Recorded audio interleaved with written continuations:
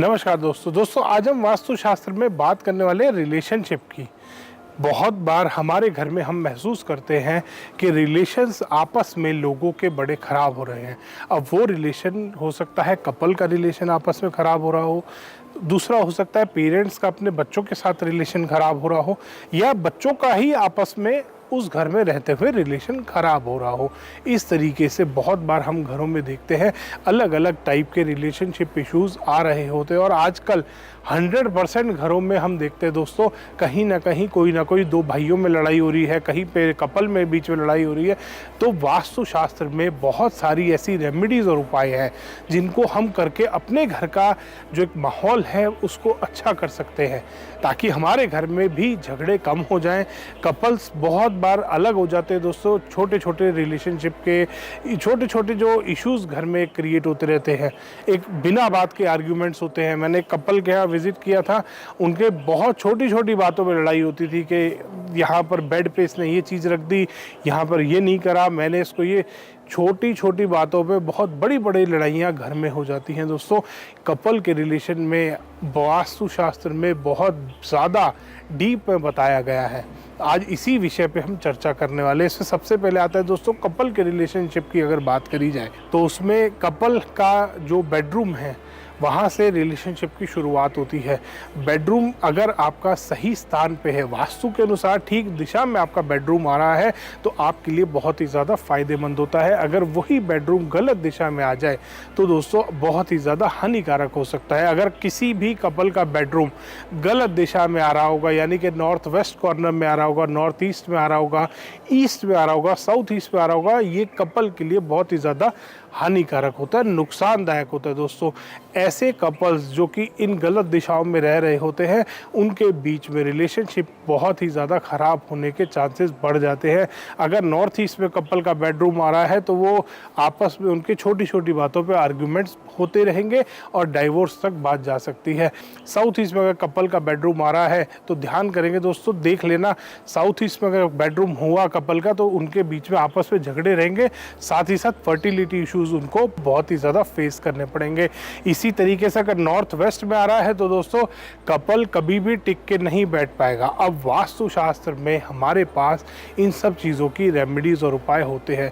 सबसे पहले हम देखते हैं कपल का बेडरूम साउथ वेस्ट की तरफ होना चाहिए दोस्तों।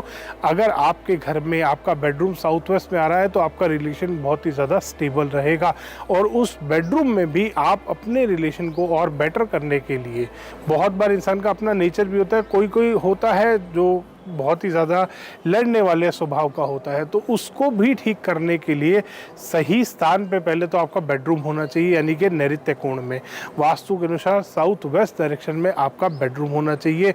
सेकंड चीज़, आप अपने बेडरूम में और ज़्यादा पॉजिटिविटी क्रिएट करने के लिए सबसे पहले बेडरूम का इंटीरियर चेक करेंगे कि आपके बेडरूम का इंटीरियर कैसा है। इंटीरियर दोस्तों वास्तु में कलर का इस्तेमाल करेंगे। जब भी अपने बेडरूम बनाते समय आपको पॉजिटिव रंगों का इस्तेमाल करना है, पॉजिटिव कलर्स का यूज़ करना है, यानी कि आपको ऐसे कलर्स का इस्तेमाल करना है जो मन को शांत करने वाले कलर्स हों। आपको कभी भी वाटर से रिलेटेड कलर, जो पानी के कलर होते हैं, ब्लू हो गया, dark blue, light blue, blue का कोई भी थीम नहीं इस्तेमाल करना अपने बेडरूम में, ये स्टेबिलिटी को ख़राब करता है। दूसरा, आपको फायर से रिलेटेड कलर कभी भी अपने बेडरूम में इस्तेमाल नहीं करना, ये भी बहुत ही ज़्यादा नुकसानदायक होता है दोस्तों वास्तु के अनुसार। इसके बाद दोस्तों आप अपने रिलेशनशिप को और ज़्यादा स्ट्रॉन्ग करने के लिए और ज़्यादा बेटर बनाने के लिए रोज़ क्वार्ट्ज के टंबल स्टोन का इस्तेमाल कर सकते हैं दोस्तों। ये बहुत ही ज़्यादा पॉजिटिव और बहुत ही ज़्यादा फ़ायदेमंद होते हैं। रोज़ क्वार्ट्ज के टंबल स्टोन अगर आप अपने घर में अपने बेडरूम में इस्तेमाल करेंगे तो आप भी अपने रिलेशन को बहुत ही ज़्यादा स्ट्रॉन्ग बना सकते हैं। साथ ही साथ बेडरूम में रिलेशन तो स्ट्रॉन्ग हो गया, अब पॉजिटिविटी कैसे लाई जाए दोस्तों। पॉजिटिविटी के लिए आप अपने बेडरूम में या तो मॉर्निंग टाइम में थोड़ा सा कैम्फर बर्न कर सकते हैं। कपूर जो पूजा में इस्तेमाल करने वाली चीज़ होती है कैम्फर, उसका एक डिफ्यूज़र रख सकते हैं अपने बेडरूम में।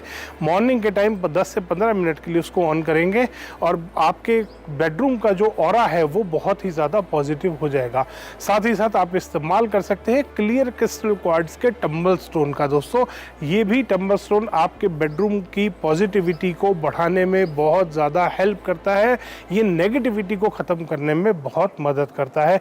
इससे भी आपका जो माइंड है वो फ्रेश रहता है और माइंड पॉजिटिव रहता है। नेगेटिव थॉट्स को ख़त्म करने में बहुत ज़्यादा हेल्प करता है ये क्लियर क्रिस्टल क्वार्ट्ज के टंबल स्टोन। अब बात करते हैं दोस्तों पेरेंट्स का बच्चों के साथ रिलेशन। दोस्तों जब भी बच्चे नेगेटिव डायरेक्शन में जाएंगे, जब भी बच्चे साउथ वेस्ट की तरफ जाएंगे, तब उनका रिलेशन अपने पेरेंट्स के साथ खराब होगा।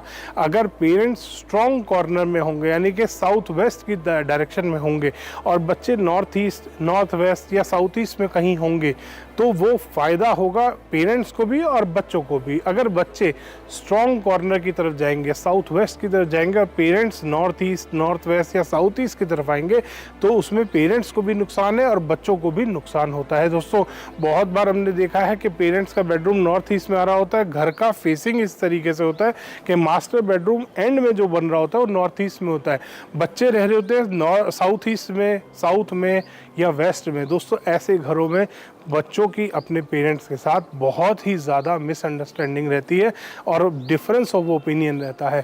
तो अगर आपके भी घर में ऐसा हो रहा है तो आज ही बच्चों का बेडरूम नॉर्थ ईस्ट की तरफ शिफ्ट करें और अपना बेडरूम साउथ वेस्ट की तरफ शिफ्ट करें। दोस्तों धन्यवाद। दोस्तों वीडियो पसंद आया तो इसको लाइक करें, शेयर करें और चैनल को सब्सक्राइब करना ना भूलें।